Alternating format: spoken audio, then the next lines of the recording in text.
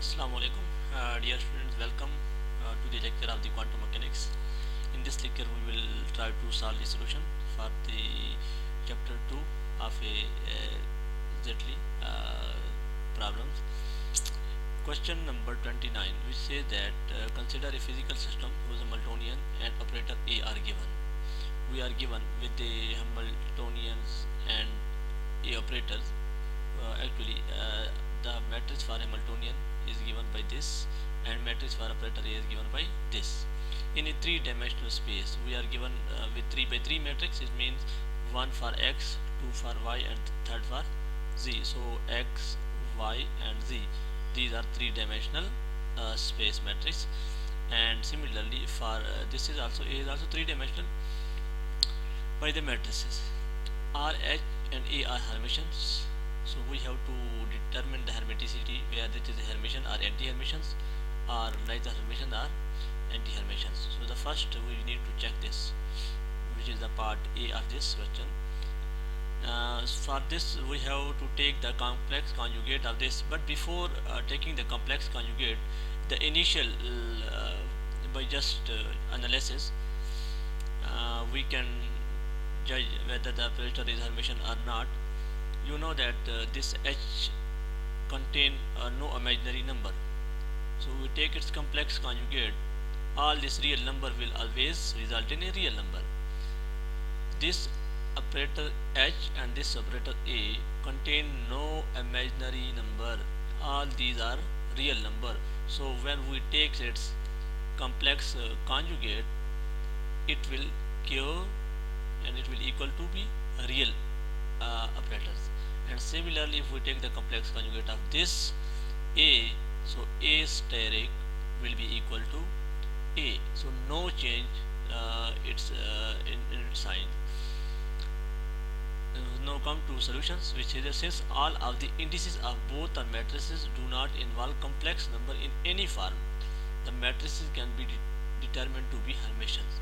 So if we take its complex conjugate, it will be equal to originally matrix. So this is the property of a Hermitian matrix. So both matrices H and A are Hermitian.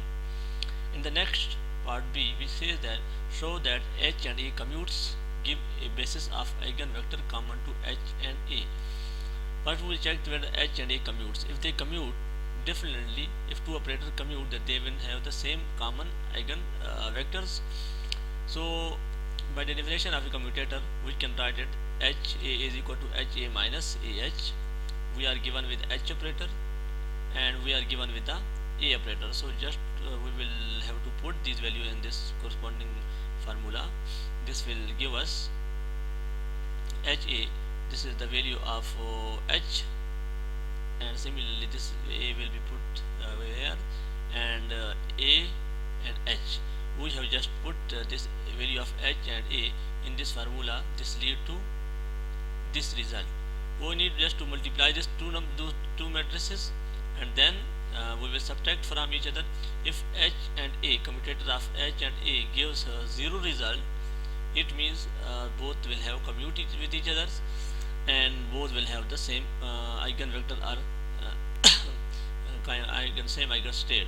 And then we have to find the give a basis of eigenvector common to H and A, because both are commuting with each other. It means both will have a same eigenvectors, and we need to determine that. If we go to next page, okay,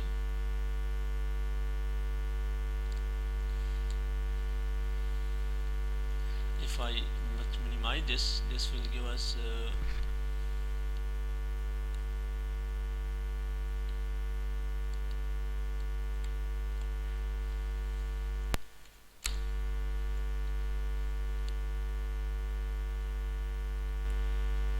now you can see that H and A gives 0 result. It means both have both will commute each other and both will have a same eigen state. Use both matrices to set a basis for both matrices. Combining the matrices can show the basis is equal to 0 0 1 0 1 0 1 0 0. You can find this by diagonalizes this matrices, and similarly by diagonalizes this matrices, these both will have give the same bases, which is 0 0 1 0 1 0 and 1 0 0. Both the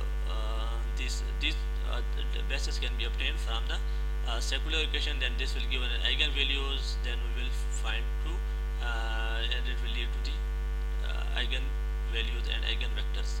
So both these two vectors will have the same basis vectors.